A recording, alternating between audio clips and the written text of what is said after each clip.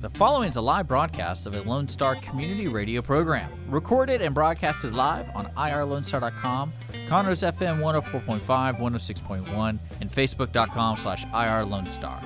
For more information on this show, please visit our show page at irlonestar.com/shows. To sponsor or donate to this program, visit our donate page at irlonestar.com/donate, or email us at lscrstudios@gmail.com, or give us a call at 936-666-1084. Lone Star Community Radio production and broadcast is possible by folks like you. So sponsor and donate today. You are listening to Lone Star Community Radio on 104.5 KCZW LP Conroe and 106.1 KZCC LP Conroe, and worldwide on irlonestar.com. Good afternoon. Welcome to the Extension Hour. I'm Amy Ressler, County Extension Agent for Family and Community Health, and I've got two wonderful guests with me today. You might recognize Kelly Locke because she was on our last show with us, and she is the mental health specialist for Conroe ISD. And then John Tindall has joined us. And John, what's your real job? My real job. Real job. I work for the Montgomery County Food Bank. I'm the director of volunteer services there. So if you're looking to get out of the house and come volunteer for a worthy cause, go to the food bank website and sign up to volunteer. Because did I see an article? You guys need some help because you had somebody helping. The National Guard was there for 3 months, and they moved over 1.5 million pounds of food. That's like emptying the warehouse 1.5 times. Wow. So now it's us. So you need more people, more help. Yeah, we're getting some really good responses, though. It's a lot of fun. I love seeing the volunteers come back. I really missed them, but it's going good. Good. So before we get too far into it, do you want to tell people how they can volunteer? Sure. Just go to the Montgomery County Food Bank website. It's mcfoodbank.org, and click on the volunteer link, and it shows you the calendar, tells you everything you need to do to sign up, and then you just show up and get ready to have fun while you're doing good. Good. So we have Kelly and John with us here today because Montgomery County has a behavioral health and suicide prevention task force. And that has been in existence for about a year, but actually you guys kind of laid the foundation for it along with Judge Mack. And he couldn't be with us here today, but we'll try to have him on a future show because it's always interesting to listen to him talk about how and why the task force came into existence. But you guys have really been kind of his right and left hand on these kinds of things. So do you guys, tell us a little bit. So first of all, what is it? Why does it exist? Mm-hmm. Yeah, so I can kind of talk about the progression of it. So my very first day on the job as mental health specialist, so I was a campus counselor, got the job. So I believe it was July 20th of 2018. I go to work and say, hey, you got to come to a meeting at Lone Star Family Health. So it was Lone Star Family Health. It was the school district. It was Yes to Youth. I'm trying to go around the table to make sure everyone was there because there's a lot of people in there who are invested in Montgomery County and the mental health of Montgomery County. And it was Texas Children's. Dr. Paul Serbaugh was there. He's a chief medical officer. And really, he had his team there, and he wanted to hear, what does Montgomery County need from Texas Children's? Mm-hmm. So this is amazing. You're asking us what we need, as a school district, and as Tri-County and all of the entities. And so we started talking about it. And from that, it was, okay, what can we do? And so there was a lot of discussion about it. So that was July 2018. And then we said, okay, we want to get some players in a room. And we thought the meeting would be 70 people. This is Dr. Serbaugh and myself and Denise Sapola, my coordinator for guidance and counseling. We were looking for a room for 70 people. And we wanted just people in the community, therapists and doctors who wants to talk about mental health and what we can do, and kind of a needs assessment. And so we were planning it, and then Dr. Serbaugh said one day, it was probably, I don't know, maybe February of 2019, said, hey, I just read an article about a guy named Judge Mack. He's like, why don't you call him? why don't you see what, he's talking about mental health. And it was right after he talked to the Woodlands Township about mental health, and that was in the paper, and so he's like, why don't you just call him? And so I did. I called and said I need an appointment with him, and so I show up, and growing up in Willis, I've crossed paths with Judge Mack before. It's small town. In a good way. Yeah, right? no, in a good way. We need to clarify Maybe we that. should say that. Yeah, never in a bad way. I was too afraid. I didn't even get a speeding Misdemeanor ticket. court. Yeah. I know. So, we know people, and it kind of, so I scheduled a meeting with him, show up and talk, and I just say, like, this is kind of what we're thinking. And I said, and I've put together an email list of everyone I want to invite. And he said, I'm trying to plan a meeting like that, but I don't have the email list. And I'm way over organized, a little bit to a fault, but I had it very organized. And he said, we were just going to kind of do an open forum. So let's kind of blend it. And so that's when things started happening.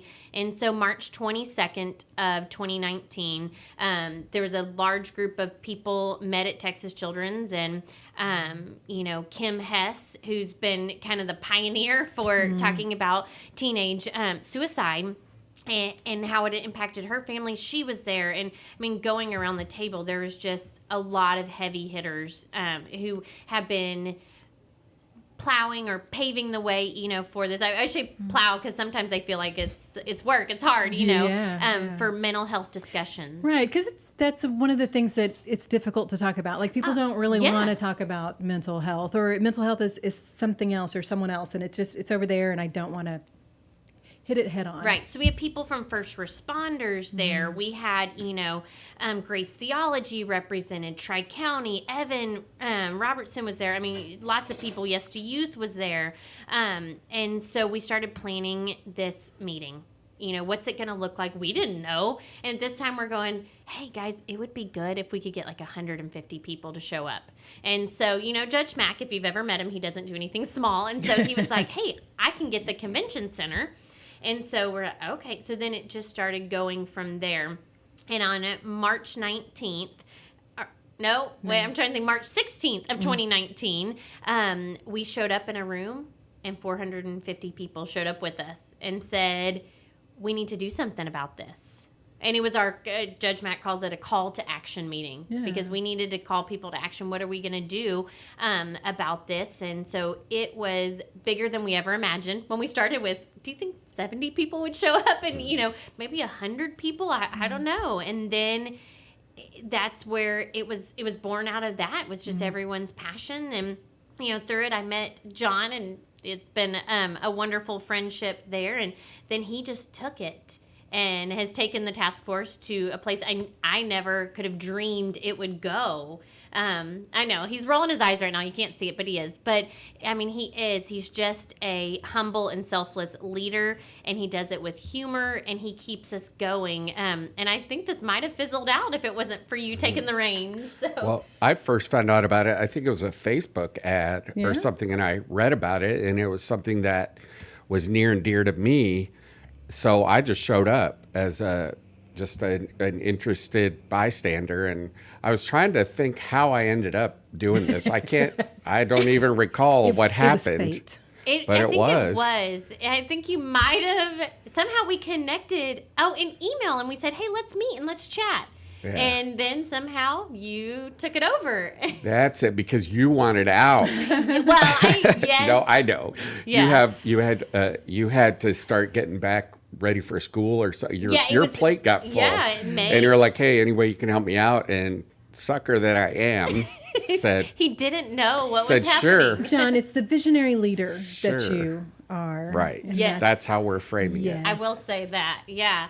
And so, John took it over and has kept us going, and, and now we built these work groups is what we called them, because we wanted people to know you're showing up to work. And those came out of the top of our head when we were planning it. And then since then they've changed. So you want to go through what do we got? What are the work groups? Yeah. So we have 13 different work groups. Adult, one that focuses on adult suicide, one that deals with behavioral health and suicide issues in addictions, pediatric suicide, Suicide is one of the leading causes of death of kids 17 and under. Military-connected work groups. That's the way we wanted to phrase that, because a lot of times their situation affects their family. And so we want everyone to feel welcome to plug into that group, their families and the veterans who might be dealing with the issue. First responders. We have a marketing, communications, and technology subgroup that are phenomenal. Oh, yes. They're the ones that make us look good and seem like we know what we're doing. All the pretty flyers. Yeah. that they've designed them. Yeah, that's great. Then we have training and community development. They perform the trainings and they help build the connections with the community and get the people who are trained in front of the people who need to hear about it. So it's a great resource for connecting interested individuals in the community with more information, with people who they can sit down and talk to and have face-to-face, one-on-ones, or in front of a group or things like that. Where was I?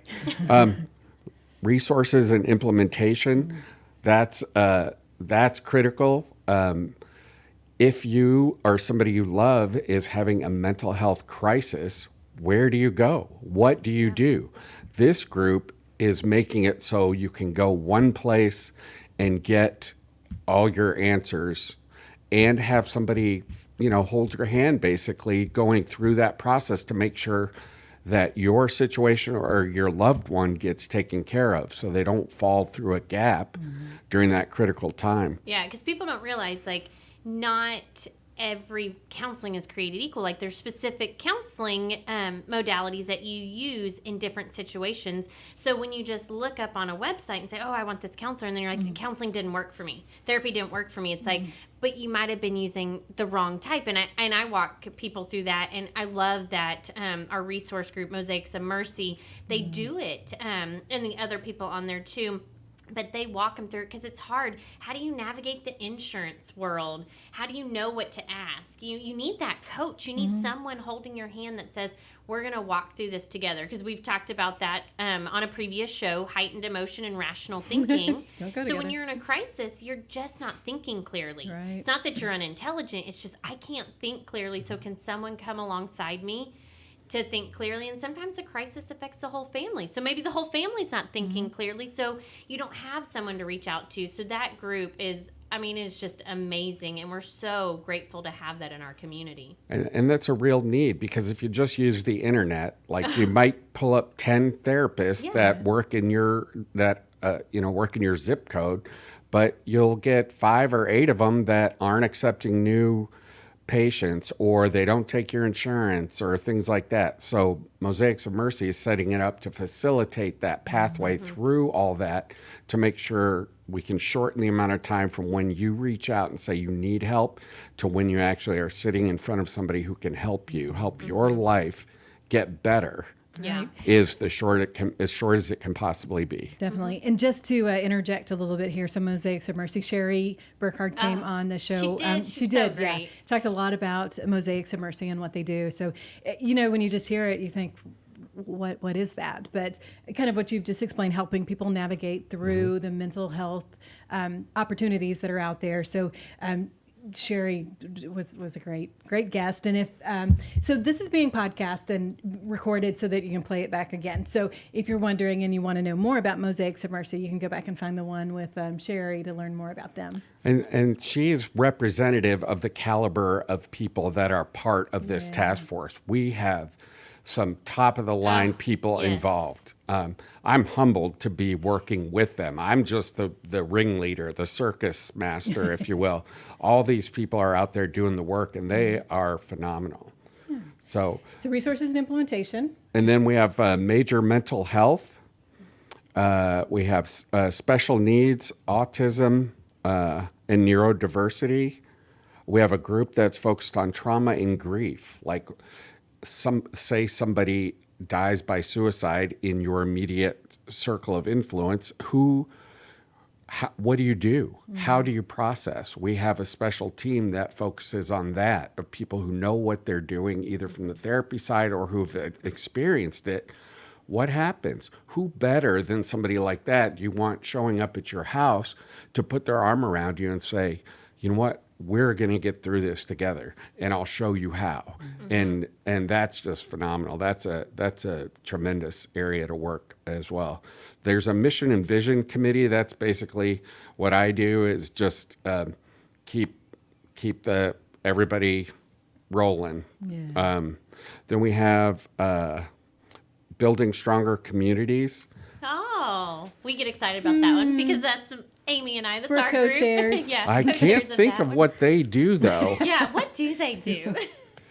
We do it all. It's I all. know. So we're on the preventative side. So building the stronger communities hopefully before families get to crisis. So if we can help prevent getting to that point, then Yeah. that's part of what Yeah. building stronger How do we communities does. strengthen the community? That's why ag extension is so important, because of all the things you do. I mean, what are some things that throw people into crisis? Well, it could be finances. Well, you guys have financial classes, you know, and then there's a lot of other great places in there that help give people the tools, the coping skills they need, so when they face that crisis, they, are ready to tackle it. So that's what we do. From your mission statement, it says to cultivate a more resilient and connected community, which is preventative. The more resilient you are and the more connected you are. I mean, that's about prevention. Let's not get to the red line. Let's head it off. And if we could, our goal, people sometimes go, I don't know that that's possible, but our goal is to never have even suicidal ideation, a thought of suicide from somebody in our community. And that might be, oh, well, that's so big. How can you accomplish it? But if that's not our goal, what are we working for? That's what our goal is. And so that our job is to lighten the load of everyone else. That's how we see it. We want adult suicide or pediatric suicide to go, guys, we have nothing to do now because we don't have this issue. That is what we want for the Building Stronger Communities. And that's what we hope for Montgomery County and our surrounding areas, is that we are so strong together that we can tackle anything that comes our way. Right. It's helping to build an empathetic community. I mean, that's really what people need right now is empathy. They don't necessarily want you to solve anything, but they want to know that you care. Yeah. And the more that we can reach out to other people and build those connections, the stronger the community is going to be. It's going to be a better place to live. It's going to be a more successful place to live. It's going to be a happier place to live. All these things are moving us in that direction. That's what I find so exciting about this task force, is that, man, we are making Montgomery County better just by paying attention, and it's phenomenal. And everybody who joins our group says something similar to that. It's like it feels so good to know that there are people doing this kind of work and to be a part of it. And it's like, amen. Right. Yeah, it's very, it's kind of unique. And I wish that it wasn't unique. I wish every community was like that, and that it wasn't something that had to be like this amazing thing that it just happened. But when we talked about in one of our previous shows in this show, you were talking about plowing the way. Yeah. So, it takes some work. It takes people interested and invested to actually make it happen. And that's really what the Behavioral Health and Suicide Prevention Task Force has been doing. So we're going to take a break. But we're going to come back because we're going to learn more about what the work groups are doing. They're not committees, they're work groups. And we'll talk a little bit more about suicide prevention and behavioral health and what that means and how we are making Montgomery County a better place. Because it's so Extension got involved because we're about helping Texans better their lives through our people, our programs, and our partnerships. And we are just really honored to be a part of this task force as well, and to have Kelly and John here today talking about that so that we can get more people involved. But we'll be back in just a couple of minutes, and you're listening to the Extension Hour right here on Lone Star Radio, 104.5, 106.1, and we will be right back.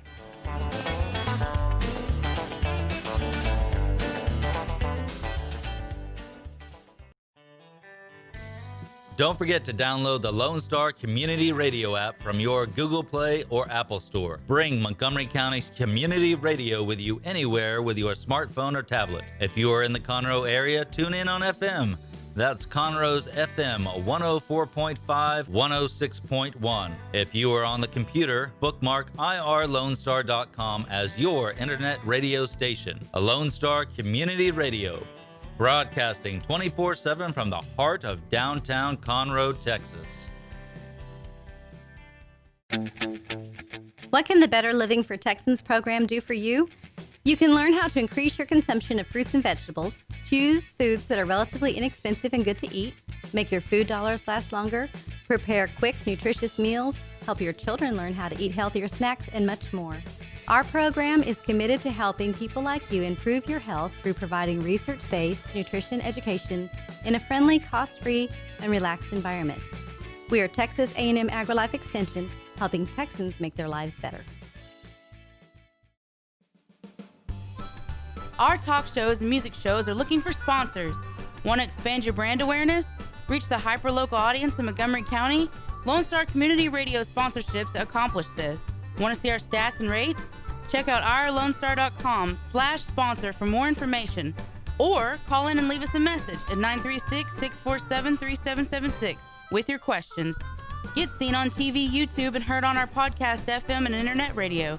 Support your local radio station with Lone Star Community Radio.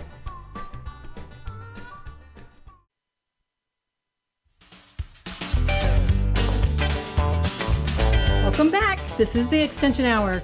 Our people, our programs, our partnerships with Texas A&M AgriLife Extension Service, we're all about helping Texans make their lives better. And one of the ways that we're doing that is being a part of something way bigger than what we are. But the Behavioral Health and Suicide Prevention Task Force is a group, an organization. It's not even really formal. And we've been talking about Judge Mack. He's the one who he helps spearhead it along with Kelly and along with John. And he says he doesn't want to make it too formal because he doesn't want it to go away, and he wants it to be really flexible and to really continue to grow and address the needs that are here in Montgomery County. And part of the reason why he wanted that is as a justice of the peace. He's one who presides over a lot of suicides, and he just said he had been seeing those way too much, and he just wanted to do something about it. So Kelly Locke got involved, part of mental health specialists with Conroe ISD, and then New Caney ISD is also involved. Yeah. And pretty much all of the ISDs Montgomery, are involved. Willis, yeah. So in some capacity, someone from all of the school districts in Montgomery County are involved. So that's amazing. Right. And then as John, you talked, there's 13 different work groups, so all addressing different segments of the population that have really some unique experiences and unique challenges that they have in terms of behavioral health and suicide prevention. The whole idea was to create a safety net in Montgomery County, so no one with behavioral health or suicide ideation would fall through the cracks and be unreachable. So the way it's organized is, and your listeners can advise if they see a gap in our safety net, tell us, because we want to close it. But the way we have it envisioned is there's pre-event, that's outreach and awareness that we provide to the community, education. Here's the pre-event. Then we have the crisis event itself when that happens. Then we have resources there and training to cope with that situation. And then we have post-event support and continuing care for civilians and veterans families, first responders and families. And then we have crisis event assessment, which is where we talk through the case after we've handled it, just to loop back and make sure we were as good as we possibly could be at each of the other steps. So we learn from it. And the idea is that we do this, we follow our process, and we help people out, and we can develop a template that we can share with other communities who want to start this as well. Right. So we'll have done a lot of the testing and worked out most of the bugs, and then just share it. Because what if every community had a group like this? we would all be better off. We want it to be, where another community can take it and just reproduce it and implement it, and not have to start where we started and going through all of it. So that's always been the hope. And it's not a group of experts. It's a group of people who care. It's from all walks of life, because what John just explained is that you need people. You can't just have experts in the room, because then sometimes you get a little too book knowledge. You need to have also people who've gone through these situations who can sit alongside someone and say, I've walked in those shoes. I've been where you are, and then continue that care. They know what you need, even if you can't say it. So we need everybody, from someone who's just like, hey, I think I might want to get involved in something in the community, to people who've experienced it, any walk of life. Like, you have a place in our group. And the one thing that is kind of, I get questions a lot. It's like, well, what about, are there anyone like that's paid to work? Is there employees? I mean, is this like, where's the money coming from? And I'm like, there's no money. We rely on volunteers and community donations when we run big events. But it is just all volunteers. There's not a paid position. And so everybody is giving a part of their time to say this is important. And so that's kind of what makes us so strong, though. I love that, because once you start getting too many people who haven't gone through some things that our people have gone through, it's like we lose that real aspect of it. And I like the fact that we have experts as well, so you hear the whole thing, and I think it gives us a better conception of the problem. Yeah. When you hear about it from all sides, we might think of something, but then somebody who does addictions therapy for a living, they have other knowledge that we, the peasants don't have. Oh, it's the peasants. But it's an awesome group. It's an amazing group, and that's what's so good about it. And it's got a lot of flexibility to it as well. So a lot of the situations are going to be very similar. Like you said, people who've gone through it can help others, but no two situations are going to be exactly the same. So there's a lot of variations in the work group, so that there's just things that are special to different types of people. And so that they can help. And you know how when somebody tells you about, like, my car broke down, I need somebody, and a good mechanic, you know that feeling you get when you say, I know a guy. And you can trust this guy. That's the thing with this group, is like, we now know, and based on who's leading what group, if somebody comes to us, this just happened recently, a few weeks ago. Somebody said, hey, a close friend of mine committed suicide. I'm going to his family's house in a day, tomorrow.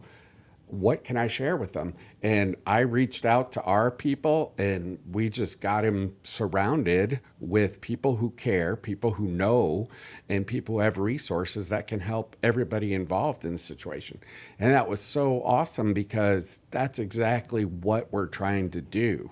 Ideally, we were able to stop the crisis from happening, but we have help for a crisis that does come upon us. So so it turns into postvention, turns into prevention for someone else. Yeah. And I remember I got John's message on that, and before I could even respond, there were already 5 people who had responded, and I'm reading through going, all right, well, I got nothing else to give you, because they, and so it's like, when you get involved, to volunteer, it's not like, oh my gosh, I don't know if I have the time, because in that situation, it was already solved by other people. So we all share the load.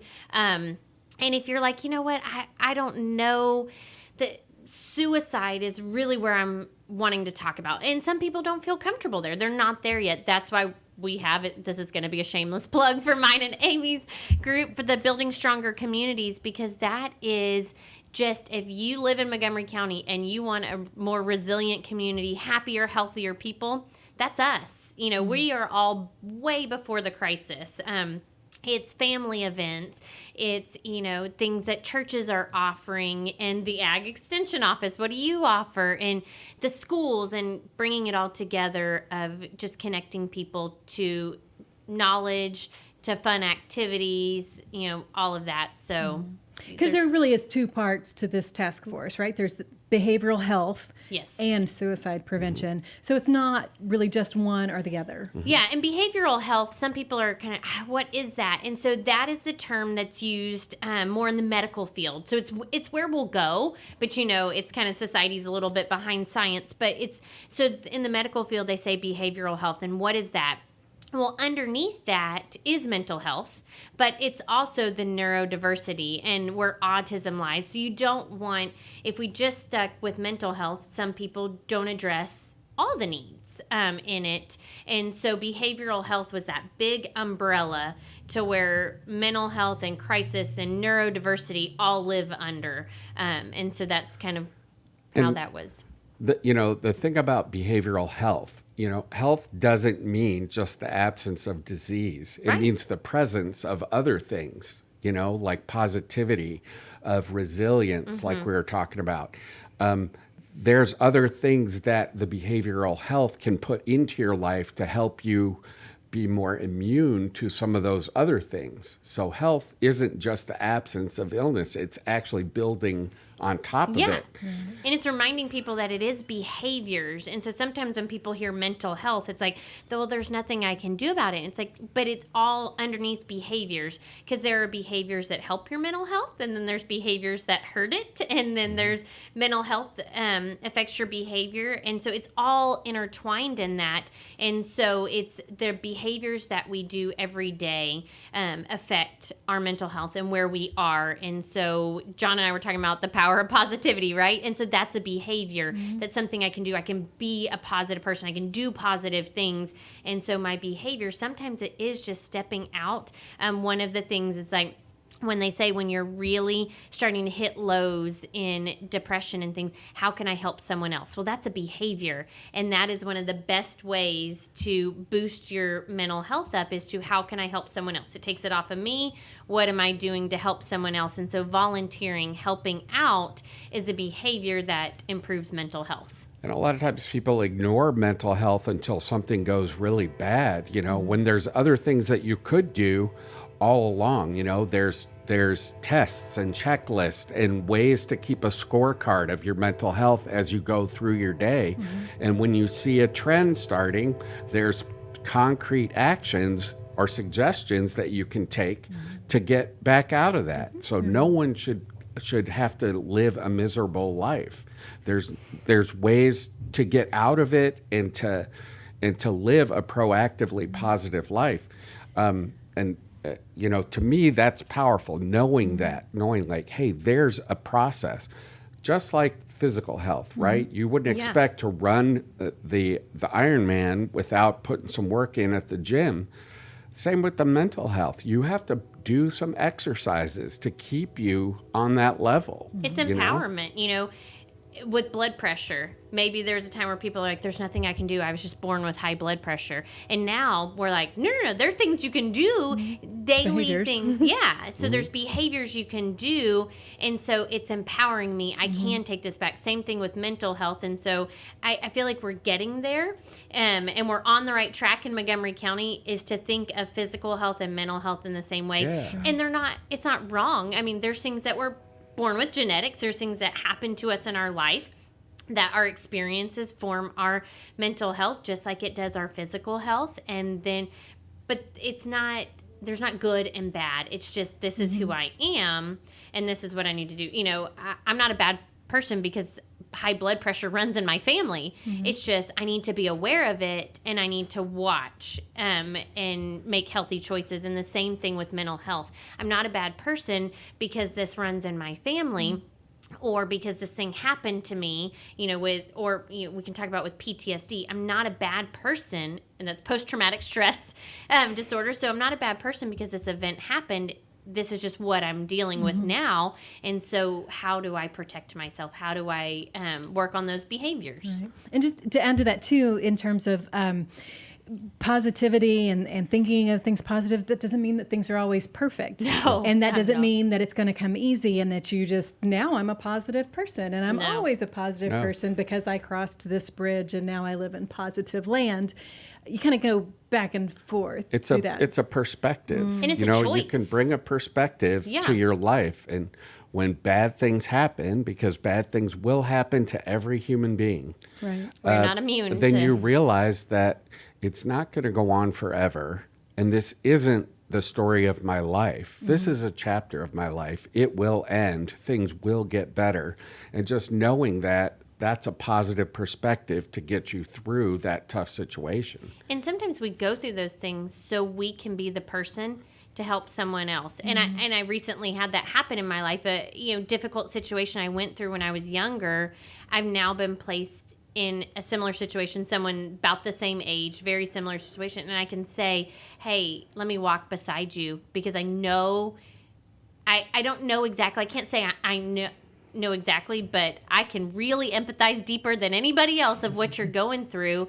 And then that bad thing happened, now I'm going to turn it to positive, and I'm going to take it and make something good come out of it. Because you're right, we are not immune, but positivity is a choice. We were talking about on another show, it was a joke that we wanted to come up with, kind of like Jimmy Fallon does his thank you notes. Maybe we should start going, thank you, COVID.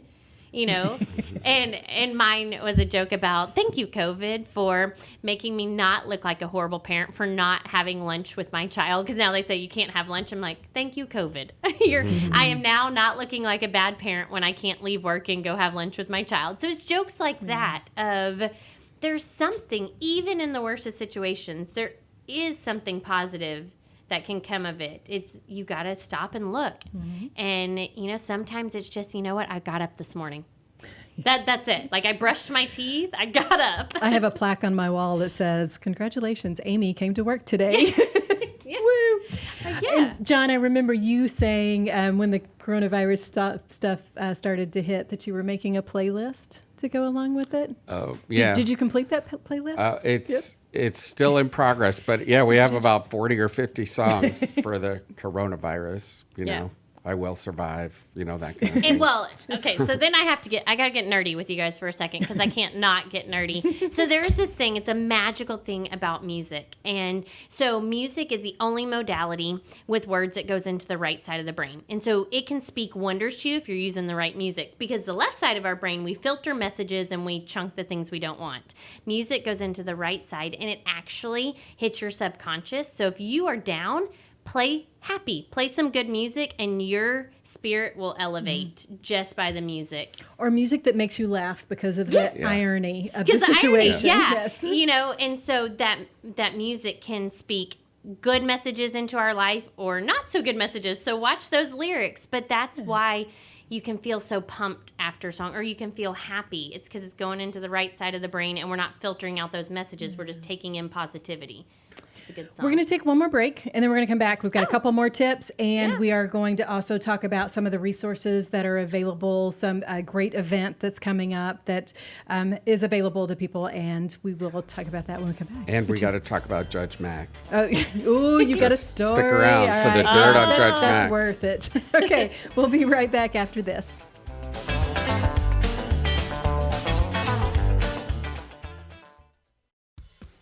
We have the safest food supply in the world. Strict laws and regulations restrict the usage of hormones, antibiotics, and pesticides within our food supply.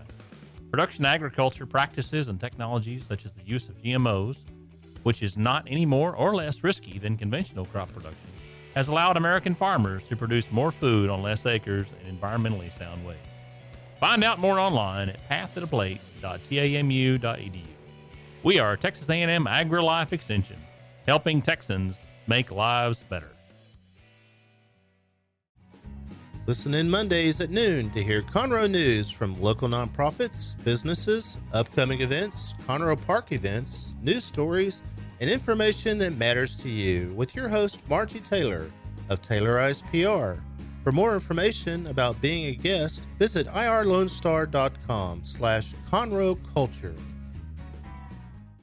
The Texas A&M AgriLife Extension Service has been dedicated to educating Texans for over a century. In 1915, the Extension Program was established under the federal Smith-Lever Act to deliver university knowledge and agricultural research findings directly to the people. Ever since, AgriLife Extension programs have addressed the emerging issues of the day, serving diverse populations across the state. Texans turn to Extension for solutions in horticulture, agriculture, 4-H and youth, and family and consumer sciences. Extension agents respond not only with answers, but also with resources and services that result in significant returns on investment to boost the economy. Join us Fridays at 1 o'clock for the AgriLife Extension Hour.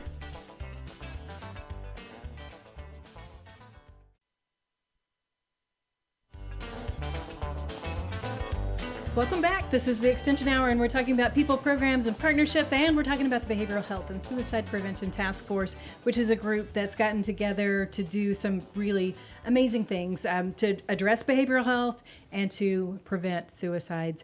And this group has been going on for a little over a year now, and some groundwork definitely way before that. But one of the things we want to mention that's coming up is the Community Help Expo. Yes, and exciting. Yes, so this will be a hopefully, we don't know. So it was scheduled to happen in May, right? It was supposed to be our 1-year anniversary. Yeah. Yes. So we had 450 whatever at the first one, and then we're going to have 1,000 at the second one, and we've had to move it down the road. So now we've got it set for November 12th. Mm-hmm. And you know, it's going to be phenomenal. It's a community help expo where you can find out more about all the different work groups. You can hear some experts talking in panels and some Q&A sessions and stuff like that.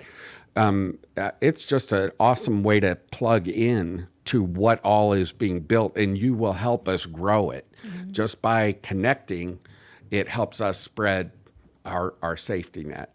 Right. And so Extension has been, so we've always done physical health kind of things. So food, nutrition, health and wellness, physical activity, those kinds of health things. But recently there's been more focus on mental health as well.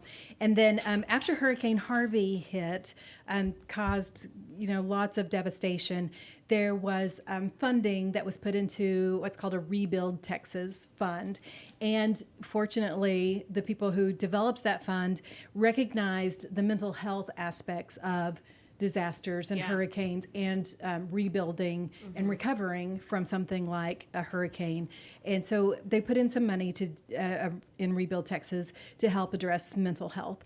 And so Extension so up in the Panhandle, they did a Peace of Mind conference where they had a group, community awareness type thing. So that was happening, and then this was happening here in Montgomery County, and I was talking with some of the specialists, and I said, you should know, you need to know about the things that are happening in Montgomery County. Like, this is just, it's amazing to see all of these people come together and to work on this. And they were like, well, we would like to host another conference. We've got some money to do that, and so we would like to host a conference. Do you think Montgomery County would be interested? And I was like, yes. Yes. Most definitely.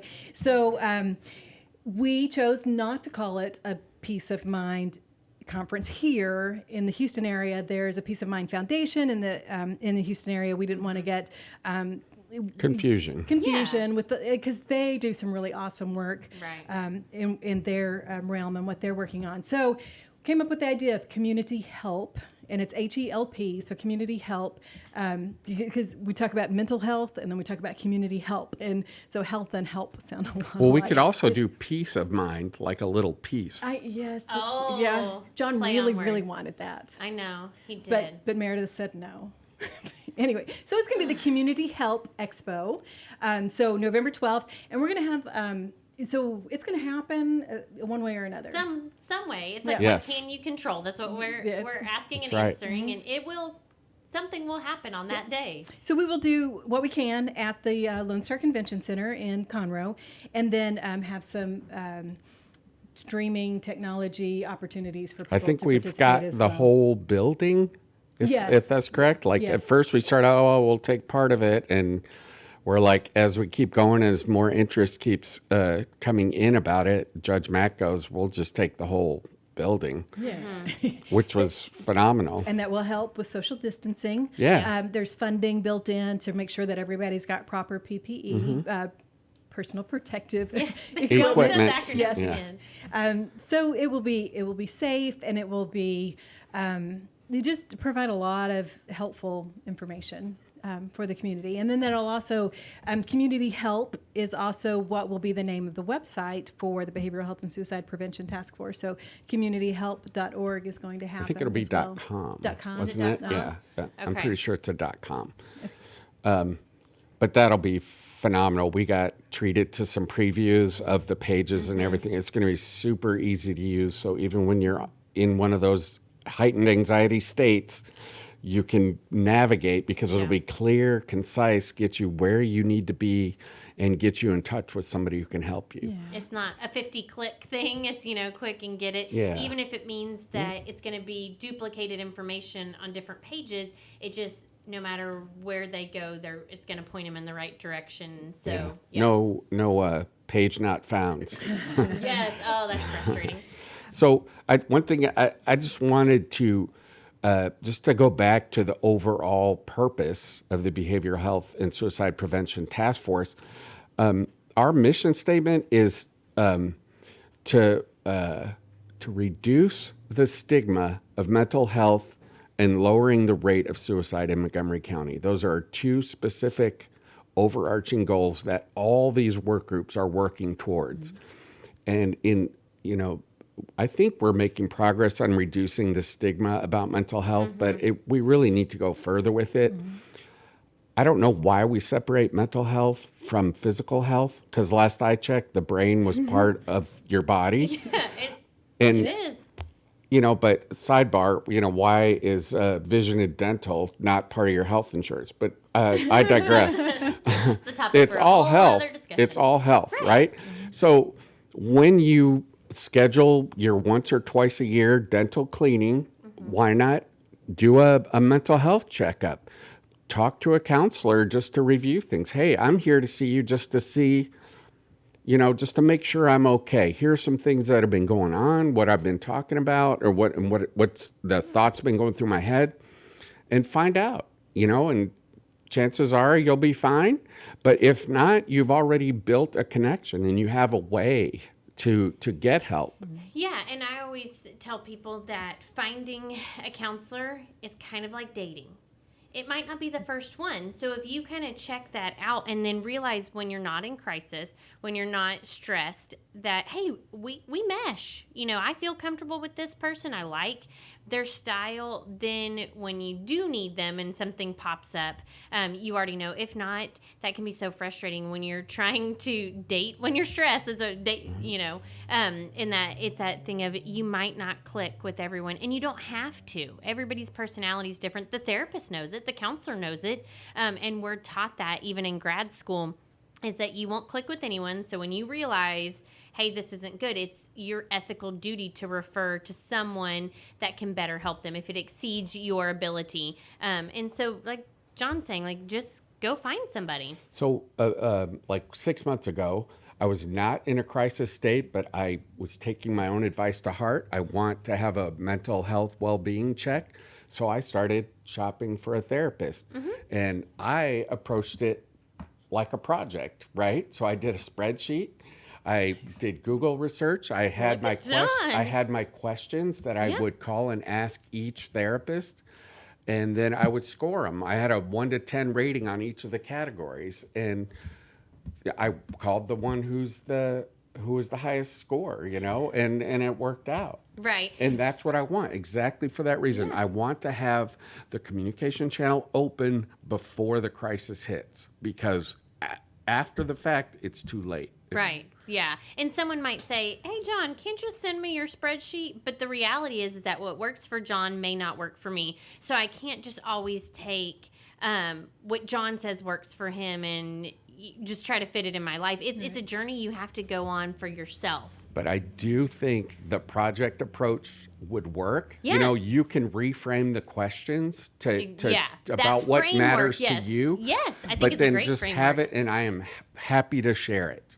So BHSP at gmail.com, and all inquiries and any questions about the group or anything else that this conversation has stirred up.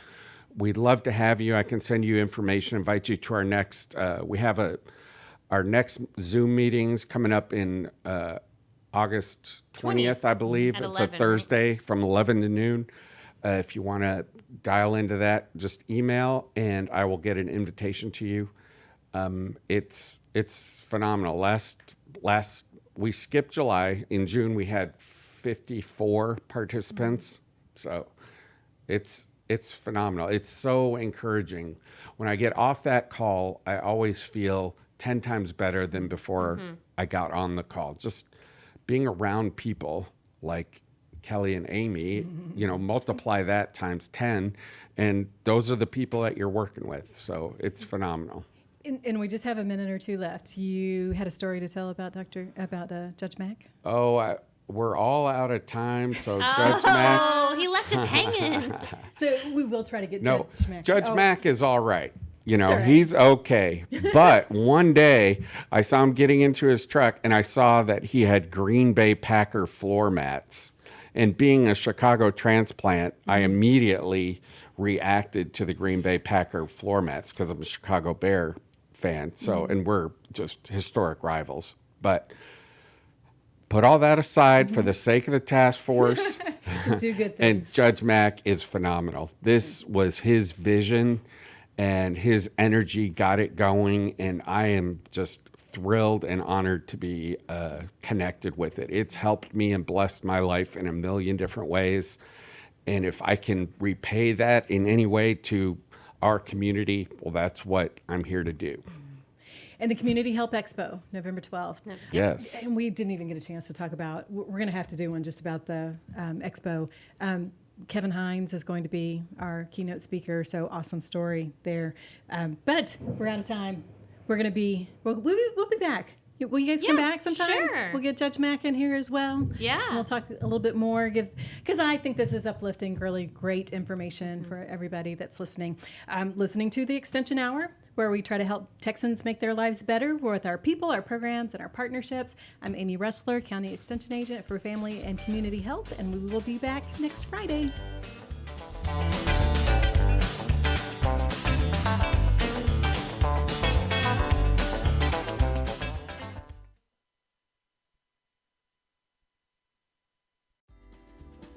Today's show was recorded and broadcasted live on irlonestar.com, Conroe's FM 104.5, 106.1, and all rights and ownership are reserved to Lone Star Community Radio. For more information regarding this program and Lone Star Community Radio, visit us online at irlonestar.com. Lone Star Community Radio is Montgomery County's community radio station, serving the community with local programming on TV, radio, and online. If you enjoyed today's program, please support us by sponsorship or starting your own show. Contact us today by phone or text at 936-666-1084 or email the station at lscrstudios@gmail.com.